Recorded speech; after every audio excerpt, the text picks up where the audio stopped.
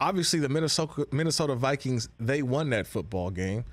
And there were some mistakes made by the Buffalo Bills that we can say, hey, did Buffalo truly lose that game because of their mistakes, or should they have won that game? But Howard, I want to say this. Who won that game for the Vikings? Is it because of their head coach? Is it because of Kirk Cousins? Is it Justin Jefferson? Is it Dalvin Cook? I mean, how did the Minnesota Vikings pull that game off? It's a great question. And what I always revert to in that question is that players making plays. That's what this league comes down to. When teams struggle, and here, I heard you leading in there about, Sean Payton. Sean Payton's going to be mentioned for every job where people perceive their team's underachieving. And so now it's being mentioned as the Chargers. And how many games would Sean Payton win with that Chargers team playing without their two best wide receivers? I mean, those are the realities of the NFL. But whatever players you have on the field, it's those guys making plays. And obviously, Justin Jefferson made incredible plays in that game. But it's still there for the Bills to win if they can just execute the center snap. It seems so easy, right? I mean, yeah, and granted they were in a difficult spot there, the 1-inch line, whatever the heck it was. Right. But at least, hey, if you get stuffed in the end zone on a snap because of something happens, okay, fine. But at least execute the snap. That's what this league is all about, is execution. Everybody I say this all the time, falls all over themselves, blaming the coach, whatever the situation, blaming play calling, blaming this, blaming that. Comes down to players executing. And I've always believed that.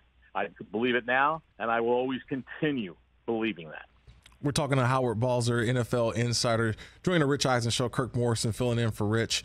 But Howard, to me, has the Josh Allen MVP talk has it cooled off a lot? Obviously, for me, I had Jalen Hurts. A lot of people had Patrick Mahomes in the midseason MVP awards. But it's a game like yesterday for us to realize not only how good Josh Allen is, but there's still some of the things that he does where you say, wow, can you take some of those mistakes that ultimately can cost you a football game?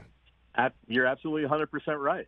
And that's why I don't know who invented for the first time a mid-season awards. It's what I do. Yeah, it's just called conversation for radio. That's what I do every single week. So I try to make up something to talk about and get people angry at me. People get mad at me. Why? It should have been Mahomes. I'm like, exactly. Relax. It's the mid-season. I'm curious if you walk into any player's home, are there any trophies there for mid-season awards? I don't think so. Right. But yeah, I mean, Allen's a heck of a player, obviously. But that's why they play 17 games, right, to see who's left standing at the end of the season.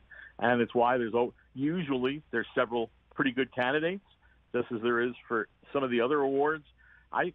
Quite honest, I mean, I'm one of the 50 that vote on it, right, and I tried not to engage in it too much because we all vote within 2 or 3 days after the last game of the regular season. And that's obviously when it all matters. But overall, if Josh Allen continues doing those things, all of a sudden the Bills aren't the given to go to the Super Bowl as so many did. I mean, what the heck? Right now they're in third place in their division, right? So, I mean, who knows what's going to happen the rest of the way? And that's what makes this league so fun to watch and hard to believe we're sitting here at this point in November.